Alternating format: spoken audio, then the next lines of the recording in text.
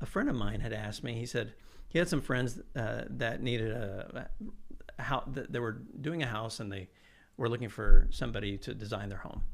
And I told my friend, I was like, I don't do residential. I was like, that's not my thing. I do more commercial work, and residential is not my thing. He's like, why don't you try it? You may like it. So I did it, and I loved it. I fell in love with it. It was because whenever you're dealing with residential architecture, it's very personal. You're learning about people's lives in depth, and you get to know the family, and you get to know the children and the stories, and you're building something that is going to be a place that creates memories for this family, which is something that's very, very important in life. Yeah. So I did this, and I really fell in love with it. And when my accident happened, I was like, I want to do that. I really enjoyed residential architecture and designing homes. I loved it. Yeah. And so whenever we decided, let's sell the house, let's kind of shift the life a little bit. Let's disrupt things. So we decided on Saturday. That Thursday, my wife Amber had to go to I can't remember. I can't remember where she went. I think she went to Switzerland for business or something, but she was overseas. And I sold the house while she was gone. Yeah. So somebody came to look at the house, and I called her when she landed, and I said, I think I sold the house. Yeah. And she's like, okay, well, great. So we sold the house. Okay, that's good. Yeah, that's great. It was good. Heart attack. No. You probably said, I sold the house, and remember, I have a heart problem, so don't get mad at me. So we sold the house. Everything was great. And then at that point, we had nowhere to live because we didn't buy a house. We didn't have another house. So we called it our gypsy summer. And so we put everything in a storage unit. The kids and us, we moved to France. We moved to Paris. And we lived there for the summer, and we went to the south of France. We went to Italy. It was just kind of our little nomad vacation for the summer, and it was awesome. And it was one of the best times ever. Just be able to be there. Let's see, we sold the house, honey. So let's move to France for a summer. I'm sure. Let's do that. Yeah, so let's do that. So we end up, and before we left for Paris, we found the house that we have right here in Kessler Park. In Kessler Park. Okay. And it was a hoarder's home. It was just falling apart. But we loved the house. I don't even remember it anymore. Rene, that's how, because all I do is I see it, because I drive by his house every day. And so I see it like it is fixed now. But yeah, you're right. Nobody had lived there? Well, it was, he had like 9 Somebody was living there. Somebody was living there. But they had hoarded animals and different things, and the realtor said, we wanted a project home, So we were like, okay. So we drove by during lunch one day, and Amber and I looked at it, and we was like, I think it has potential. I think it's a beautiful project. It was a project. Yeah, it was a project. Sure. So we were like, okay. So we ended up buying it before we left, and so we were designing the home while we were in Europe the whole time. So it was great to be able to, sometimes and this, to this point now, like right now I'm designing a home right now for clients, and I was just in Japan like 3 weeks ago, and I love being able to be somewhere else to be able to design, to kind of change. It's just you're in a different environment. Yeah. You're a little bit more relaxed. It's a little bit different. You're able to just think about things a little bit differently than you can, here. So at that time of our lives, we were somewhere else in Europe and designing the home, and we were trying to imagine, what the house would be, So we started the design. Okay, money wasn't like crazy. Okay, we didn't have like buckets of money to do this, so we had to be really smart about it. Yeah. And we had to understand. You didn't tear it down completely. No, we kept a few walls. Almost did. We almost did. Yeah. By the time it was done, we had torn down most all of it. Yeah. Because you start, and that's the thing. Whenever you're doing a renovation, like a train, I call them extreme transformations, because it's you start to find things totally behind walls. Different. Yeah. You see things. Okay, well, this is all rotted. This needs to come down. The floors. So there's a lot of experimental aspects that happen during that process. Right. So we designed it. And then we looked at it as, okay, this is a great idea. Let's do this. We're going to have our home, and banks wouldn't give us any money. at that time, because it was, at that certain time, banks weren't lending money. And so we had to like bootstrap it and pay for it ourselves. And as we tried to find certain things and then borrow a little bit here, and we try to make it. But finally, whenever we were, and we were probably so annoying to the neighborhood because it took forever for us. We were like building the house, and then I remember I think we were probably happy that it was transforming from not a very attractive property to a lot nicer. So we transformed it into where we raise the kids, and where we live, and so it's the house here down the street from you is very special. Yeah. It's somewhere where we raise the family. We have memories. It was something that was a difficult process to get to, but it was something at the end of the day, it was extremely rewarding. And it was the very first project. That was the first project. Here's what I've heard that is just, I think is fascinating. The experience you had with restaurants, which I think I'd always wanted to do it because I just thought, man, restaurants are cool because you put all this stuff up there and it gives you this feeling. And I think hopefully this is what's going to come out here in the next few minutes. Is it seems like that training, from what I've heard, is you learn the architecture and the discipline it is to build something that solves a problem for the function of that building, but you also were interested in we can call it the spiritual aspect, the feeling, the experience that you get coming in and what you see. And so, because it seems like from what I've seen of your work, that goes into the home too, which I think probably a lot of home builders are like, they got a budget, here's what everybody builds in the neighborhood, and so here's what we do. But I think what I'm going to hear is that you like to learn about the family and how do they live and what experience do they want to have, and then you take that experience training that you have to craft the architecture to not solve the structural problem of our built environment, but of the experiential aspect of it. And that's what because I love quality and thoughtfulness, and when you can tell someone spent time on a project and it has aspects to it that you go, wow, that's worthy of note. That's exceptional. I love that. So I'm going to dive into the René Gracia experience. Yeah. So what's your perception of what you bring to your firm, and what do you think people are attracted to? Why do they come to you? Or maybe they come to you for one reason and then you turn it, or you give them... I mean, a lot of times clients will come to us for the architecture, and that's the main thing. We're a design build model. They've seen your work. Yeah, so we design it and we build it as well. But it's something that we're an architecturally led design build practice. A lot of design build groups, they may be a builder and they say, yeah, we do design build, and they have a pool of different groups that design projects for them, and then they're able to build it. We're actually very integrated in the sense that we do both in-house. So there's a lot of communication.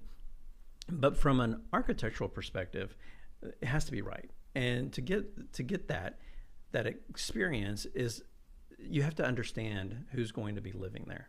You have to understand who's inhabiting it.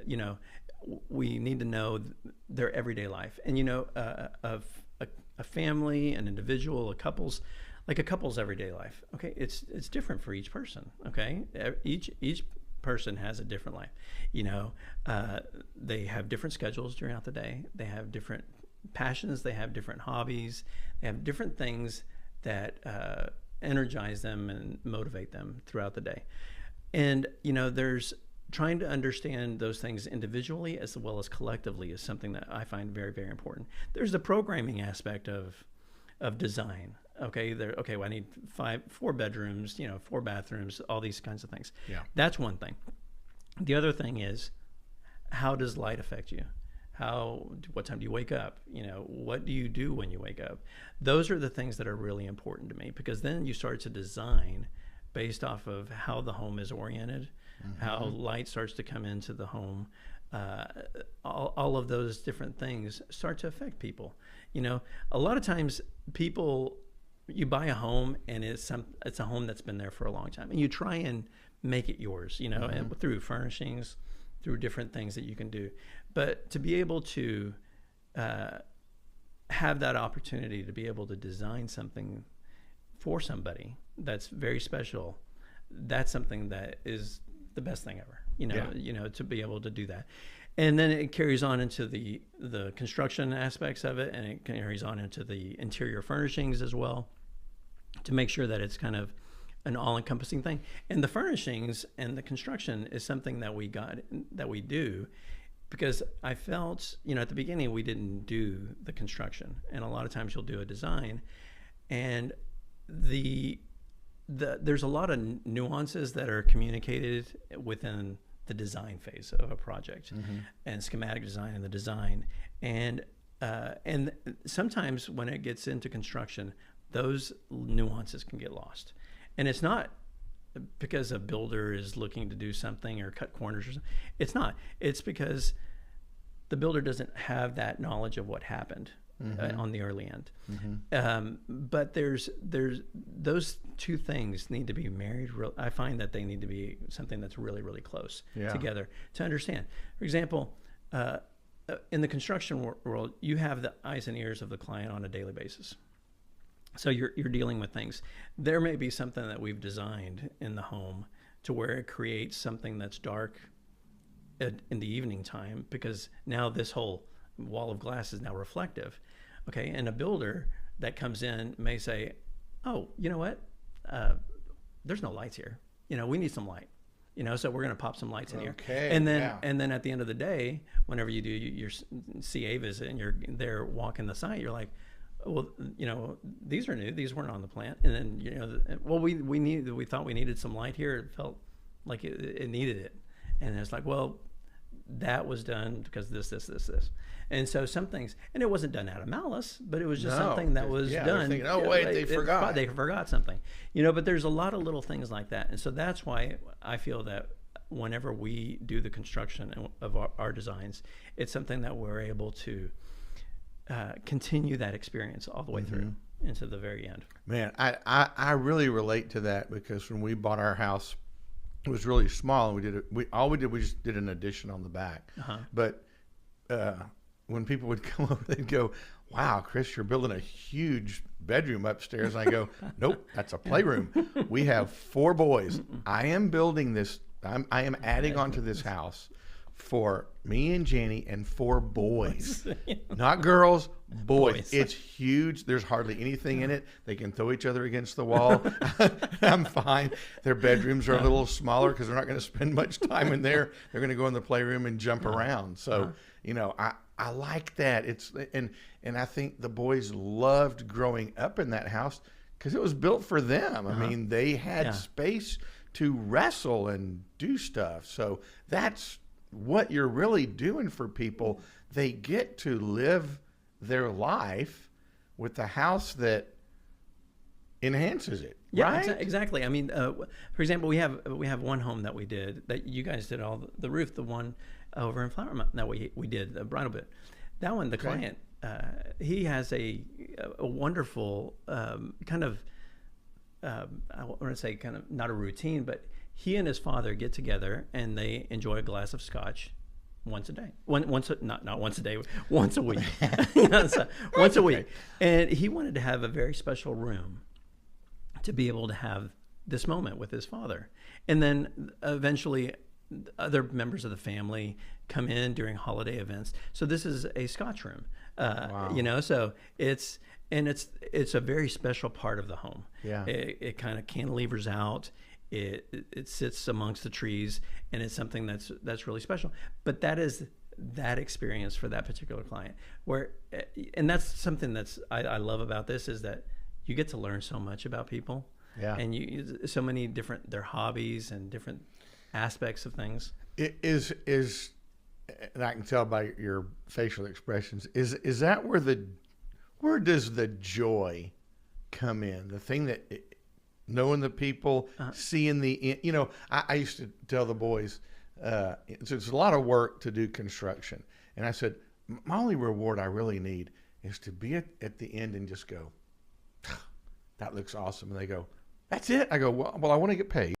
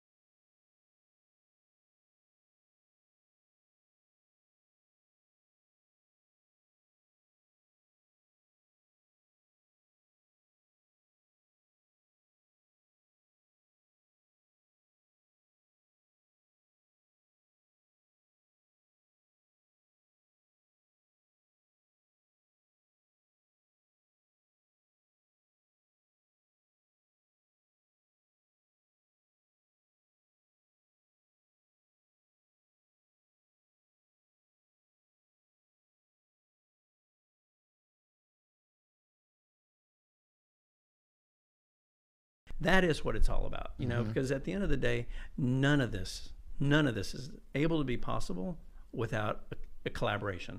And it's all because of everybody working towards something and everybody taking pride in what they're doing. I'm so glad you mentioned that, because it's the guys that get forgotten, and that are laying the stone, that are pouring the concrete, that are digging the dirt, and I'll get on my soapbox for just a second, because I've done this in quite a few episodes, that we've got to teach our children. We need architects, but we need guys.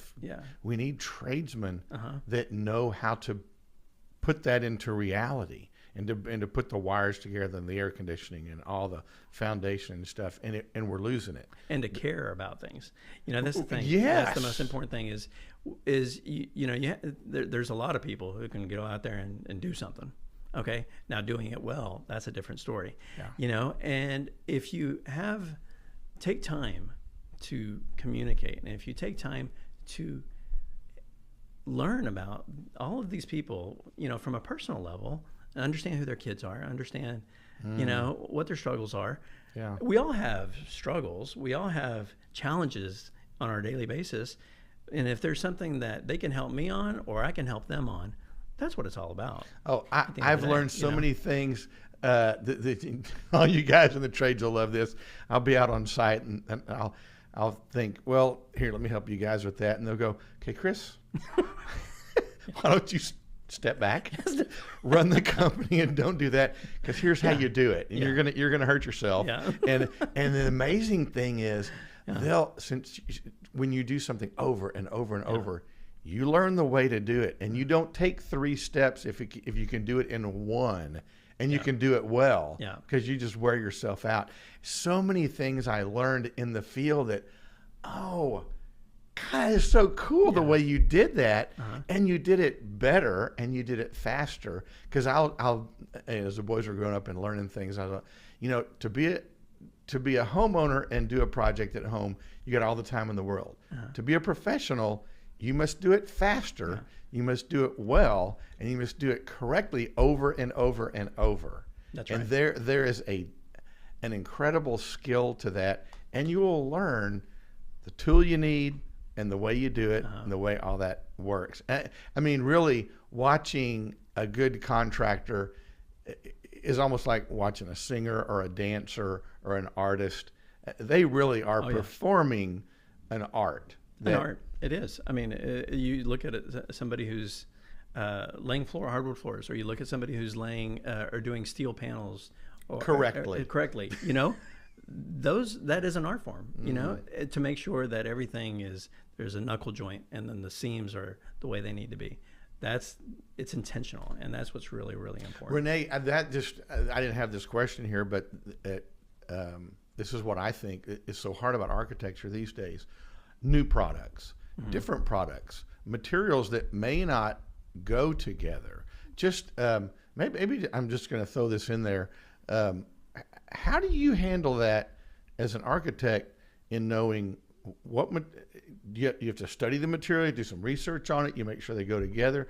How does an architect these days handle the new products and materials to make sure they work? Yeah, I mean, there's, and I look to not only what we learn from materials, as far as literature that they have on it, but Ken and I have worked together for Ken and I have worked together for so many years. Yeah. He was actually my mentor at my first job, and now he and I have worked together for, I guess, like 30 years now, almost. What does Ken do?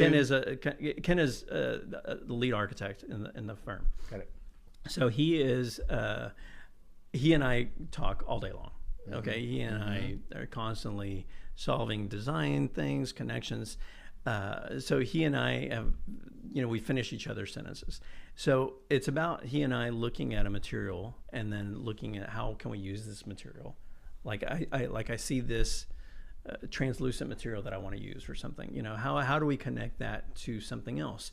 But then it's not only what you find in literature, but it's also talking to our construction team, Caesar and James and Connor and Omar Lynn, looking at them, and everybody has experiences, okay, and they may be something that we may be using. Some, Caesar or James might have used on another project or something similar, to where they have something to share or something to add to it. So it's about trying to find out, how do these materials work, and then understanding, okay, well, if we're going to use this material, how is it going to expand and contract during different weathers? How is it going to work in exterior wise? And there's so many different new materials that are coming out that you want to try and use, and see. But you have to be very careful and very selective about where you put some of these materials, because they have to go through a lifespan. Yes. Yeah, this isn't an art piece that's going to be in an air-conditioned space, going to be over here and nobody's going to touch it. Yeah, it's getting used, and people, we're talking about building Dallas. Buildings move. They move a lot. And then some things don't move as much, some things move more. And are they going to tear each other apart? I mean, we just in the roofing space that we're in, when you start getting into flat roofs, man, how you build that sandwich is the TPO and the proper slope. And we're always challenging, like you guys. We'll be like, okay, well, I want this to be like this, but I need this to be like that. And you're like, well, I don't know if that material is going to, we have to have a certain slope. Well, how much, we're always trying to push to see how much can we get. Okay. Yeah. Well, the cut sheet says we can go 1/8 of an inch slope. Okay. Well, can we go 1/8 of an inch? Yeah, but I'd rather have a 1/4 inch. And the things that I think are interesting. So you were really talking about custom stuff. Yeah. If you got a very minimal slope or a little bit more slope on a flat roof, but you look at, so now you got to kind of look up and go, we got tree coverage like crazy up here. No, let's go a little bit steeper, because we know over time we're going to have so much maintenance on this. We're going to have so much debris falling on this. All that. So that comes back to the site. Right. Every site you're going to is, I don't care if it's the next door neighbor. The site's a little different. Yeah. And every fortunately or unfortunately, most of our sites are extremely challenging. Okay, that we build, most of our projects are on very challenging sites, not flat sites. I love very challenging sites. You have a huge opportunity to do something very interesting from an architectural design perspective, to where you can have different levels, different entrances, different experiences, ceiling heights, different. It expands and contracts your experience as you start to go in through different spaces. And that's something that's wonderful. But the site has a huge part of, how the light's how the trees, how the light's gonna come into the site. All of those things are so important. Yeah. Okay. Yeah. So do you have a favorite project, or or a favorite challenge that's come up in your career? They're all like children. Okay. Every project is like a child. It's that. They're all like they're all different. Children. They're all different. They have their special moments, and their rewards and their challenges. Every single project it has a very special place in your heart. When you walk away from when you finish one, and then the owners are living it, and you're going there for an event or a party, or they're inviting you over for dinner or something. That's when you really get to experience what the house is like. Yeah. Okay, because then you're there and you're seeing them, the clients in their element, in their home, living it.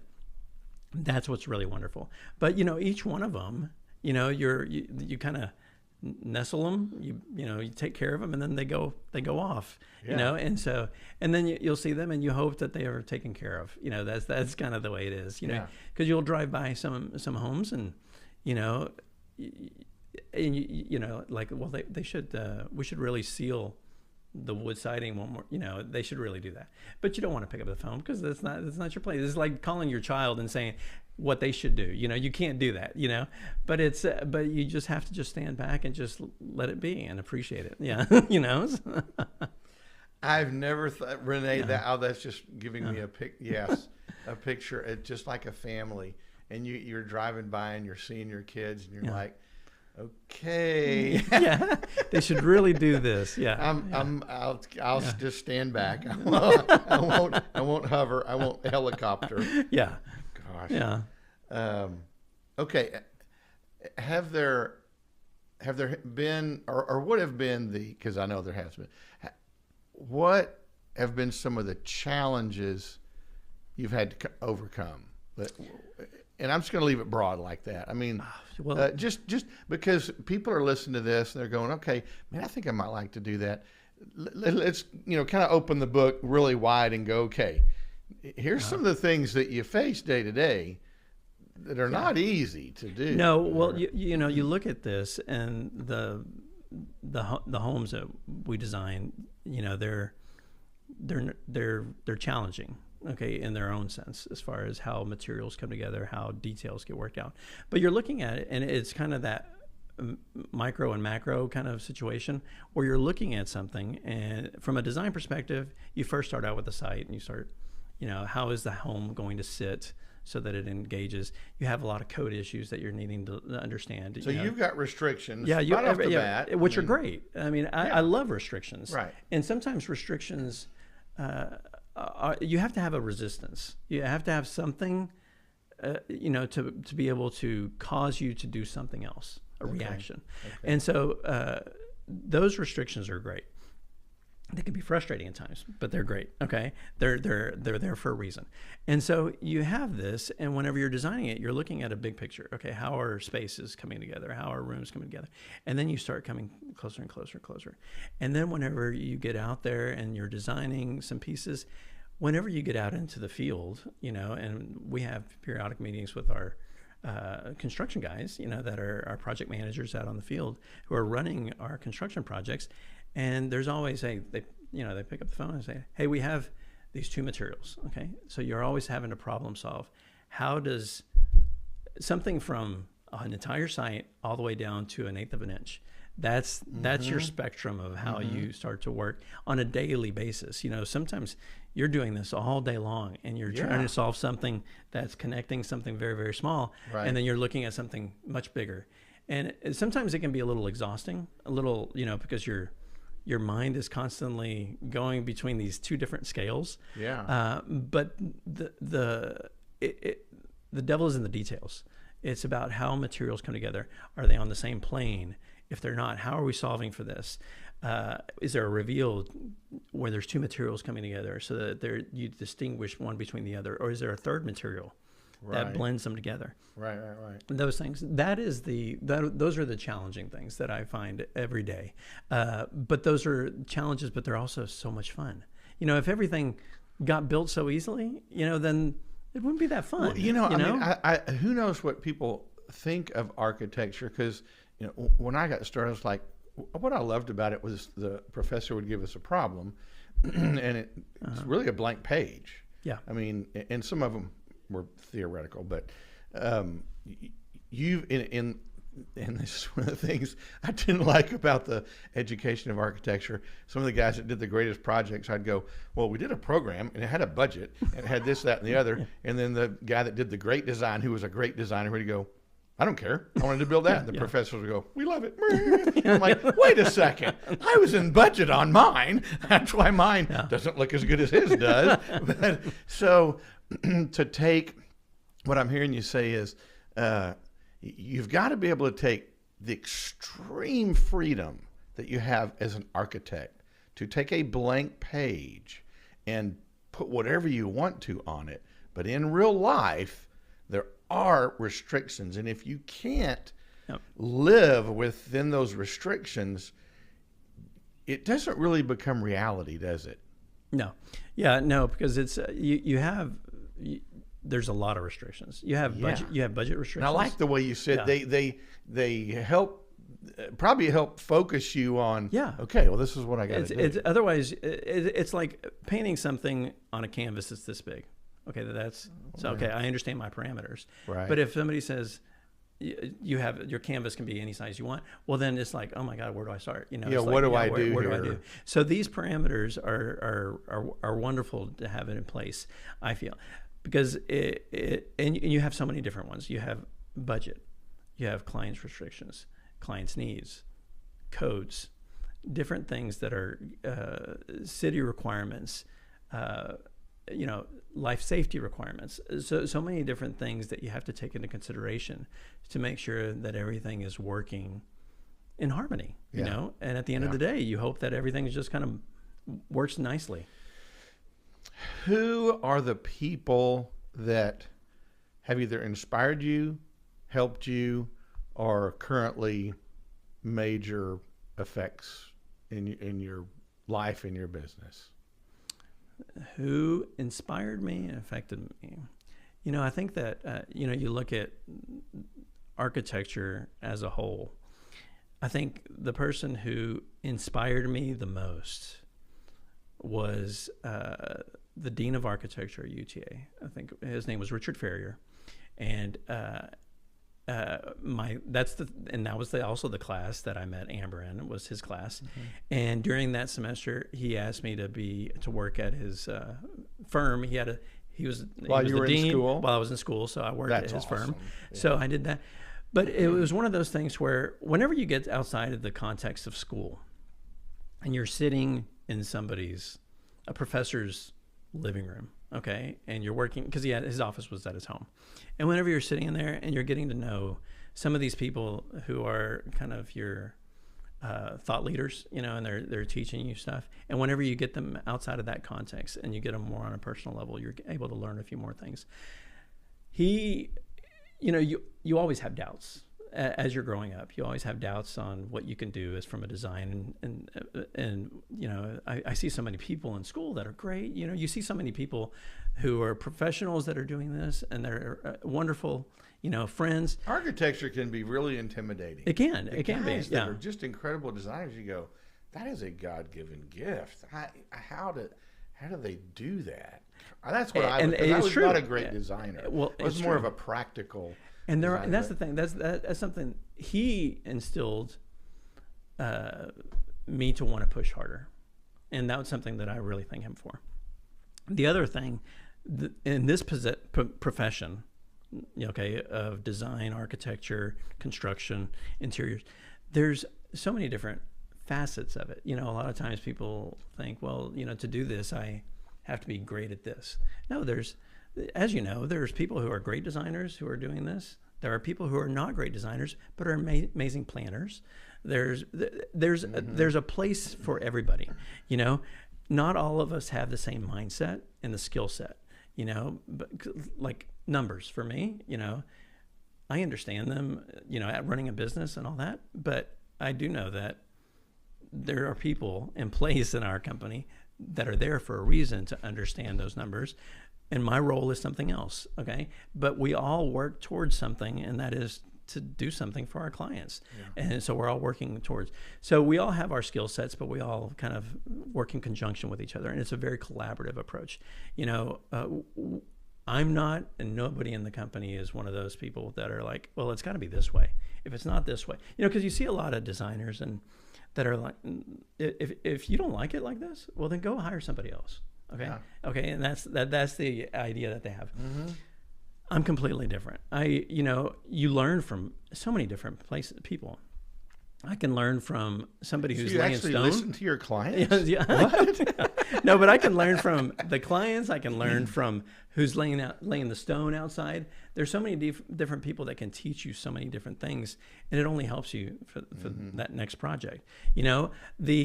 The way we do work is to really understand who the clients are. If you look at our portfolio of work, it's not all modern architecture. It's, we have some that are traditional, transitional with modern touches to it. And that's something that the philosophy is really blending the natural surroundings with what's going on with their everyday life. Now, the architectural vernacular can change, okay? And that's what I really find challenging. If a client comes and says, I've wanted to have a home that's this particular style, but I see that maybe you haven't done that before.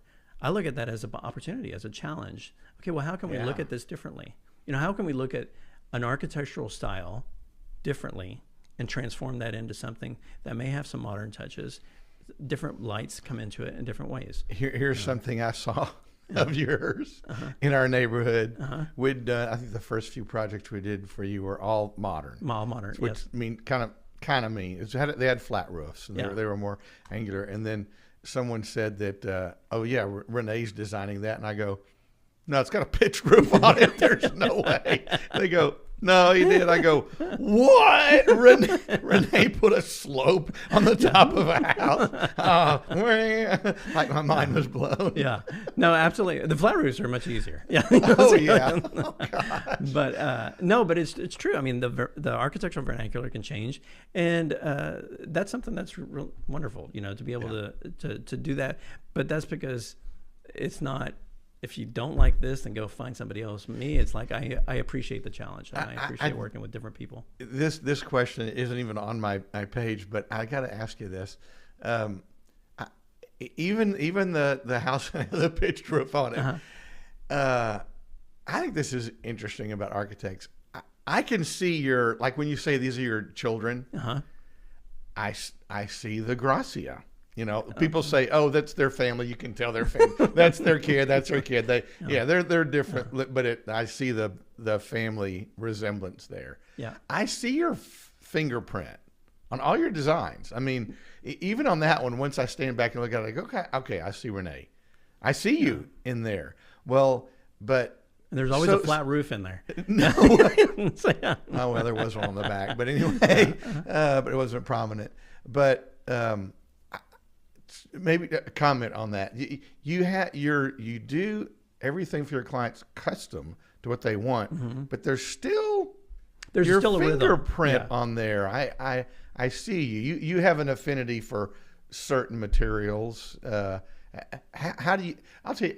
Here's my question: how do you incorporate that and still make it real specific for the client, but it still has your fingerprint on it? Yeah, and that's something that whenever that's a real nuanced thing, though, because I mean, unless somebody knows you, if they do know you, they can look at your projects and go, yeah.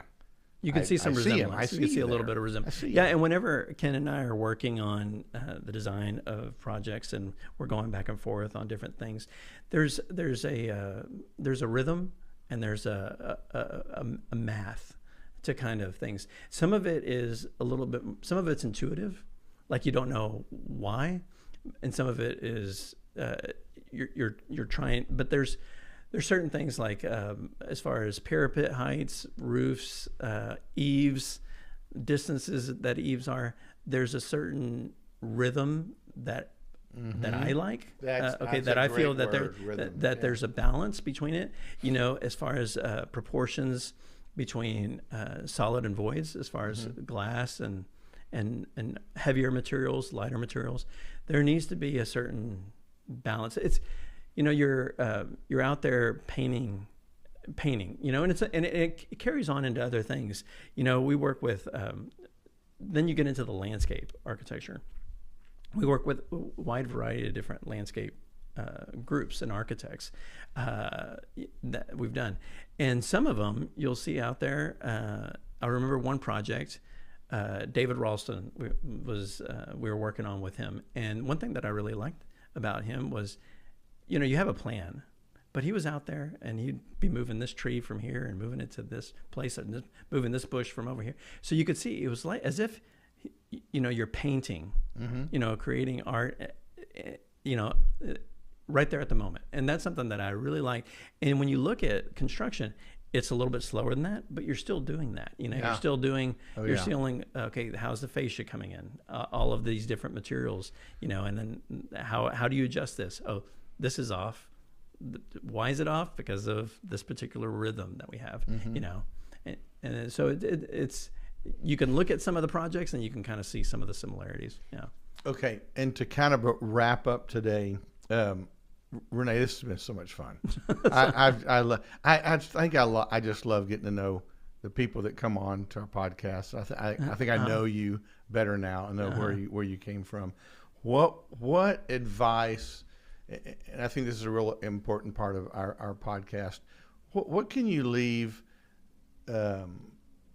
either someone who's older who wants to get into the building architecture realm, or someone who's just thinking about it, or even a youngster that you go, this would be my advice, or here's what I've enjoyed about it, and here's what I think you could, experience in your journey through architecture. Yeah, I mean, there's, as I was saying before, there's so many different facets of this industry that you can do, whether it's building materials, whether it's design, whether it's management, whether it's financial aspects of that deal with construction or with architecture. Those are the things. That's what's really important. I can speak to the design aspect of it because that's my passion is the design, and I do that. I was inspired at an early age that I wanted to do this from my elementary school, and it's all about the environment that you're in. Okay, so I went to a Was school. there a person? No, it wasn't a person. It was the entire school was the space that made me want to do what I do. And I went to a school in Irving. It was Townley Elementary. I don't know who designed it. Don't know anything about that. But this school, we were the first class to be in this school. Okay, so it's a brand new building. Brand new building, and the school itself had as soon as you walked through the door, it had a bridge that you could cross over. It had a waterfall. It had birds in in these cages. You could hear birds. It was this amazing environment as a child to be able to be in. That sounds like an awesome school. It was, and I've never seen another school like it. But that school is something that transformed everything. And it was that school, and also one of my friend's houses. She's an interior designer in New York now. Her name was Joanna, and I used to go over to her house to play when I was a little kid. I was probably, 5 years old, and we would play Superman, Wonder Woman or something. And her house was all these different levels and different slopes and different things. And I remember the staircase. And being in different levels and experiencing trees and experiencing tops of trees and canopies of trees and different things, that's something that for me was just a huge inspiration. So, I mean, I think that there's lots of different aspects of this business that people can find very interesting. From a design perspective, you have to find the beauty and the passion in everything, whether it's a shirt and the stitching is a different color than the material. That's all how these different things come together. That's something that's a passion to me, and carries on into materials and furniture and different things like that. And so somebody who would want to get into this, what would be some practical things that they could do to be better at the craft? I mean, because this is a discipline. You had to learn a lot of things. I mean, you're saying, hey, this was fun when I was a kid. And that inspired me. But then you had to learn how to do this. What's your advice on it? You have to learn and understand spatial relationships. okay, and be able to visually experience things in the imaginary world, kind of whenever you put it on paper, like, what's this going to be like, these lines, whenever and probably not be afraid to experiment. Right. Yeah. And that's the thing, is there's different scales. You can change the perception that you have within the space by scale. You could have something that's very narrow that comes in, something that's very tall, and it's going to change your perspective of that particular space versus something that's very wide and open. And that is the thing within design, is you want to do that. You want to have that push and pull, as you get into different, and it starts to define different spaces of public and private spaces between different things that you can do, to where now the scale down this hallway, the scale is going to be different than everything else. You know what I'm hearing you say is, as someone who might want to get into this, see if this jazzes you as you're in built environments, even if you're outdoors. Be conscious of what this space makes you feel like. Yep, because exactly. It sounds like that's what you do. You've got this bank of knowledge of this tall, skinny, this open, this bright. This made me feel. This made me want to, and exactly. You were very conscious of what that did, and that you go back into that memory and think, oh, my client wants to have this. I know what that. I know how I've felt that. Then you probably get with your clients and say, maybe paint the picture. Exactly. Would this be something cool for you? And I can see you seeing them, their eyes light up, and you go, oh, I hit it. Okay. No, yeah. I hit it. And you said something very important. It's not only in a space, but it's also outdoor space. Look at what canopies, trees do, landscape walls, hedges, different kinds of things. They start to create those moments for you. And that's, as if, there are children out there who feel and can basically experience some of these elements, then that's something that they may be a little bit more focused towards design. Yeah. And encouraging that. I mean, there's so many different things now with the kids. I mean, whenever I was younger, I had, Legos, and I'd build stuff with Legos. Now kids have Sims on their computer, and they're able to build little things or Minecraft is a wonderful, because they're able to build different environments and different worlds, and it's all about using your imagination at the end of the day. I think the technology that we have right now compared to what I had in the 70s is not fair. It is not fair. Our number 3 son is a landscape architect, and he does designs that I would spend weeks putting together, cardboard and glue. And he just goes, well, look, Dad, I've got this presentation where I can put on the computer. You can put your headphones on. I've got music in it, and then I press play, and you can walk through it. And I'm like, I could have never done that. Now, that is a thing in architecture that is so incredible. The presentation of it. Yeah, the presentation. Do y'all work with that kind of sometimes, video? And that's really important, the 3-dimensional and the renderings and everything. That's really important. That stuff's incredible. Because it helps, but you have to be able to communicate the vision to somebody, to a client. And you can do that either through renderings, but most importantly, you also have to be able to communicate that. Yeah. Okay, through drawings and through communication and telling a story and those things. Because you have to paint a picture. At the end of the day, this is just, we're all trying to create art, and you have, and how you get that from it. What do you take away from it? I think we're going to end on that, because I like that. It's art. It's our built environment, but it really is art. But it's something that it's like one of my professors at Tech had designed a sculpture, and he loved the sculpture so much he wanted to live in it. So he went out to Lake Ransom Canyon and built a life-size sculpture that he may still be building, and I don't know. he was building it by himself, and it was all out of steel. He built his own crane and everything. But Rene, it sounds like what you've brought to Dallas is art that people get to live in, that they enjoy, and it's where they live every day, and they're not just living in a home that they built for resale Mm-hmm. down the road. Yeah. It's a place where, like you were saying, your house, it's where your kids grew up, all the memories of your life. So much of our life is lived at home, and that's what we cherish. Those are the memories that we cherish. Exactly. Yeah, that's at the end of the day. That's what's important, is when you can look back and your kids can look back. Yeah. Or your family and say, oh, well, I remember when I was younger and I did that, Yeah. So. I've thoroughly enjoyed visiting with René Gracia and his Building Dallas place, and that he is providing places for people to live that they truly, truly enjoy, not just Dallas, but their home and their own space. And so we will see you later on another episode of Building Dallas. Thank you. Thank you. Did we hit anything? Did we hit? Man, that was just. So I think we were just having a lot of fun. In the middle of it, I thought, are we doing Building Dallas? Renee and I are just talking, just sharing.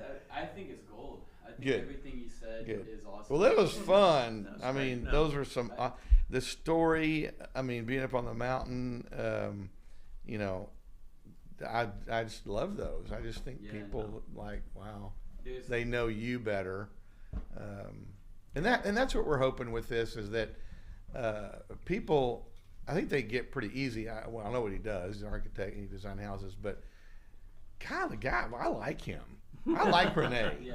He seemed like a fun guy, and man, he's gonna take care of me. He's gonna ask me questions. I'm gonna be the client. He's gonna listen to me. Which there was so many things that you said that I go, okay, that would have been negative. I go, I call myself a recovering architect because in school they make you feel like you're God. And it's like, I'm not God, and there's plenty of art. Feel this big. They've got to tear you down to build. To say you build the environment that we live in. Who you do, and then you go, okay, I'm human. Could you do the exit one more time to the camera, real quick? Just do a little. Thank you so much for watching Building Dallas. Oh, okay. Stay tuned for our next episode. Something to that. Okay. Mm-hmm. Are you still rolling? I am still rolling. Okay. This is Chris Arrington with Arrington Roofing with another episode of Building Dallas, and looking at what we do in Dallas and Fort Worth and how it's built and the people that do it. And we look forward to seeing you next time on our next podcast of Building Dallas. Thank you, Rene, for joining us. Yeah. Thank you. Right. Just give me like a little button for the. Got it. I got you. Yeah. Yes. And we'd like to thank our guest, René Gracia, for spending his time with us today on Building Dallas. Thank you, René. Thank you, guys. Yeah. Awesome. Great, guys. Thanks. This is perfect. Oh, always got to remember there's editing. Yes. We do light editing. You have a lot of editing. We do light editing. We don't do incredible amounts, but just a little bit to rearrange some stuff. I've really enjoyed doing the radio show that we do with Jim, even though it is live. How often do you do this? We plan to do it every week. Okay. Actually, execution would probably every other week now. I can't. It's about. I can't it get goes every through weekend. seasons. There have been some where we've had it a little bit more. It's been exactly every week. We'll have 2 or 3 in a row, and then we'll miss a few weeks, and then on the second Wednesday, Chase. Remember, I've got that board meeting for NTRCA. Yeah, and we might just need to choose like an alternate Thursday. Yeah. Or something like and that. And we did that. But one of the things that I've been doing is I'm working on getting our live setup going a little